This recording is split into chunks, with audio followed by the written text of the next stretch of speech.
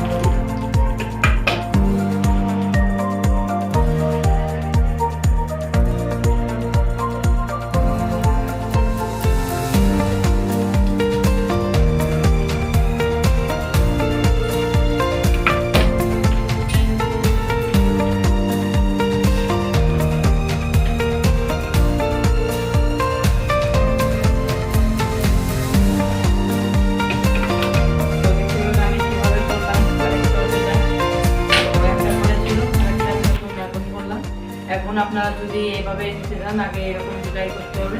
দুই পাশে তারে লাগানোর পর আপনার রাউটারের থেকে অনেকগুলো কোড এক্সট্রা থাকে, অ্যাকচুয়ালি সব রাউটারেই। আর ওটাতে আপনি একটা লাগিয়ে দেবেন, আর একটা আপনার কম্পিউটার হোক কিংবা পিসি এতে লাগিয়ে দেবেন, মানে ল্যাপটপে। তাহলে আপনার রাউটার থেকে ডাইরেক্ট একটা লাইন আসবে আপনার ইয়াতে। এটাতে মনে করেন আপনার লাইন চলো, যেটা সমস্যা এটা হবো না, লাইনটা ডাইরেক্ট চলবে।